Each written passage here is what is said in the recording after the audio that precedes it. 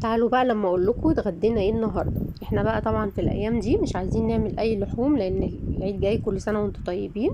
وهنعمل بقى لحوم كتير، فايه حابين ان احنا الكام يوم دول نعمل بقى فيهم ايه حاجات بسيطه وسهله كده ومش مكلفه خالص يعني.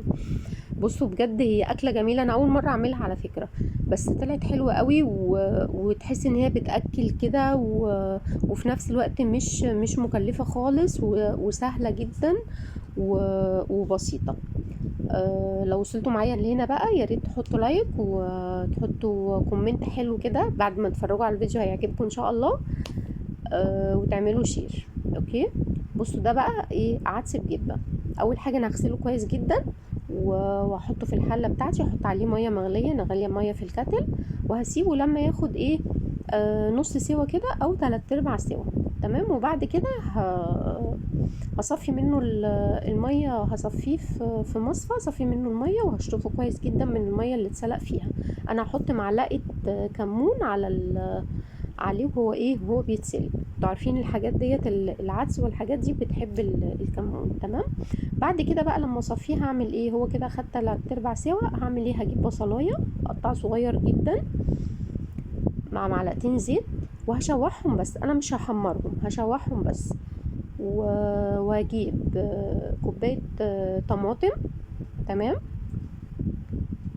هحطها على البصلايه دي بعد ما اشوحها، وعليها كمان معلقه صلصه طماطم. انا زودت تاني معلقه صلصه طماطم تاني، حسيت ان هي محتاجه كده تاني شويه فزودت شويه.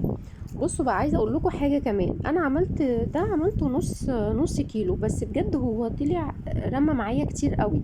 يعني انا ايه كان المفروض ان انا كنت النص كيلو ده كنت عملت ربعه، نصه يعني هيبقى ربع كيلو، وشلت النص كيلو التاني. انا بحب اشيله مسلوق لو احتاجته في اي حاجه بعد كده، في كشري كده بيبقى مسلوق على طول جاهز، يعني اطلعه استخدمه على طول.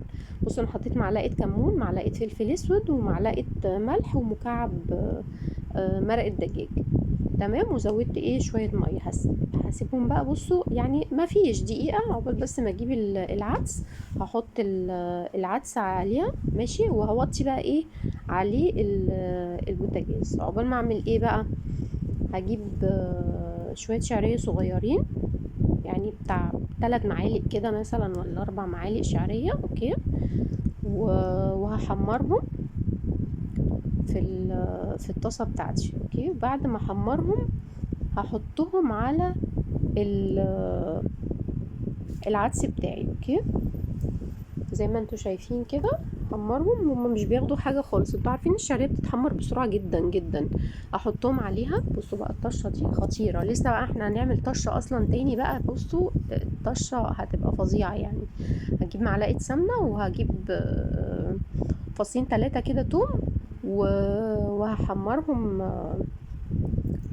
في السمنه بتاعتي، وهطش بيهم بقى ايه العدس بتاعنا. بصوا بقى خطيره بجد بجد بجد، اكله جميله جدا وسهله، اي حد يعملها بسهوله حتى لو انتي مستعجله او حاجه. ممكن عايزه تعملي بقى جنبها بطاطس محمره، عايزاها زي ما هي بس كده وجنبها شويه مخلل. هي صراحه مش محتاجه، انا ما عملتش جنبها اي حاجه تاني. بصوا زي ما انتوا شايفين اهو، انا عملت ايه، رحت جايبه شويه طماطم مخلله من اللي كنا عاملينهم في الفيديو اللي فات، وكلتهم جنبها. بصراحه كانوا روعه، حلوين جدا جدا جدا. جربوها هتعجبكم قوي، للناس اللي ما تعرفهاش زي يعني انا عن نفسي ما كنتش اعرفها، انا لسه شايفاها قريب، كان في حد يعني منزلها فعجبتني، قلت ايه، قلت لما اعملها. بس بجد لما عملتها بجد هي مشبعة جدا وبترمي جامد جدا، زي ما قلت لكم كفاية ربع كيلو بس ما تعملوش النص كيلو. يلا السلام عليكم.